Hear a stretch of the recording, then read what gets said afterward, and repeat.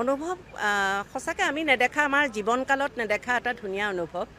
ভূপেন হাজৰিকাক এনেকৈ কোনেও ইমান ডাঙৰকৈ দেখুওৱা নাছিলে তেওঁৰ যথেষ্ট মানে আমি দেখুৱাবলগীয়া কিন্তু আমি ইমান ডাঙৰকৈ আচলতে অসমৰ এজন মানুহক ইমান ডাঙৰকৈ সমগ্ৰ ভাৰতবৰ্ষত দেখুৱাব পৰাকৈ গতিকে সেইকাৰণে প্ৰধানমন্ত্ৰী ডাঙৰীয়া আৰু এই উদ্যোগটো লোৱাৰ কাৰণে এই ৰাজ্য চৰকাৰৰ পৰা আমাৰ মুখ্যমন্ত্ৰী ডাঙৰীয়াকে আদি কৰি যিসকলে কষ্ট কৰিলে সকলোকে ধন্যবাদ জনাবই লাগিব যিমানখিনি মানুহ লগ পাইছোঁ বিভিন্ন অসমৰ বিভিন্ন ঠাইৰ পৰা আহিছে গান গাইছেহি তেওঁলোকে কৈছে যে ইমান নিখুঁত ব্যৱস্থা আমি মানে খুব ভাল পাইছোঁ এনেকৈ কৈছে গতিকে এয়া ভাবোঁ যে ভূপেন হাজৰিকাৰ প্ৰতি থকা সদ্ভাৱনাৰ কাৰণেই এইখিনি সম্ভৱ হৈছে ইয়াত মানে সকলোৱে সহযোগ কৰিছে আৰু কোনোবাই যদি অকণমান কিবা কাৰণত হেৰি পাইছে ভূপেন হাজৰিকাৰ কাৰণে আহিছোঁ সেইকাৰণে আমি মানে ক'ৰবাত যদি আমাৰ ক'ৰবাত অসুবিধাও হৈছে আমি একো ভবা নাই ক'ৰবাত যদি আমাৰ কষ্টও হৈছে সেয়াও আমি ভবা নাই কেৱল ভূপেন হাজৰিকা মানে ভূপেন হাজৰিকাৰ কাৰণে শতবৰ্ষটোৰ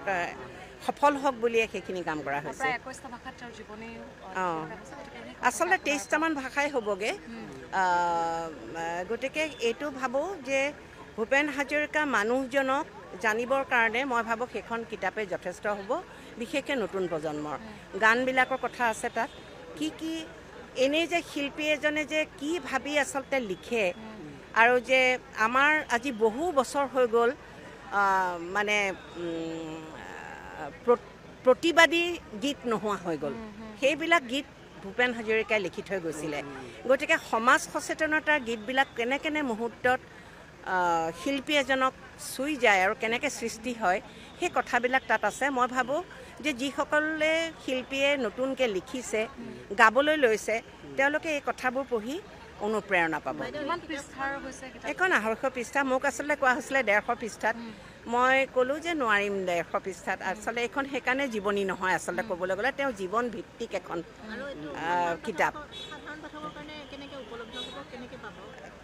মই পোৱা নাই এতিয়ালৈকে দেই কিতাপ মানে কাইলৈৰ পৰা মুকলি হ'ব আৰু আজি আচলতে গোটেইকেইটা ভাষাৰ কিতাপ আহি পাইছেহি সেইখিনি আজি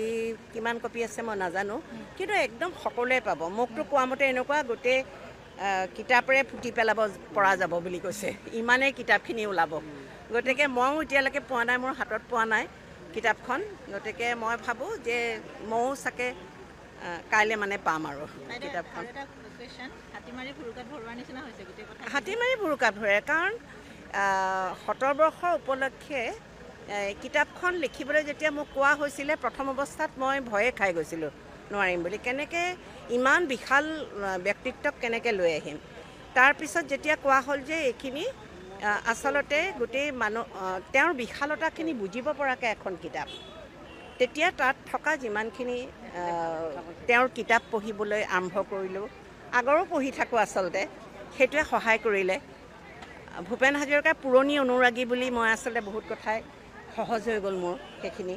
আৰু সেইকাৰণে মই যত্ন কৰিলোঁ সেই কম পৰিসৰত আমাৰ এটা কথা আছে তাত মই মুখবন্ধতে লিখিছোঁ যে গৰুৰ খোজৰ পানীত মানে আকাশখন দেখি মই তেনেকুৱাই বুলি কৈছোঁ যে সেইখন আকাশ এখন দেখুৱাব খোজা হৈছে সেই অকণমান পানী অকণমানত আপুনি এতিয়া সন্তুষ্ট একেবাৰে নহয় কাৰণ মোকতো লাগে যে মই 2 বছৰমান জুৰি ভূপেন হাজৰিকা জীৱনীখন লিখোঁ 2 বছৰমান সময় দিয়ক আৰু সিফালে মানে প্ৰায় 1000মান পৃষ্ঠা 500ৰ ওপৰৰ পৃষ্ঠা নহ'লে তেওঁক সামৰিব নোৱাৰোঁ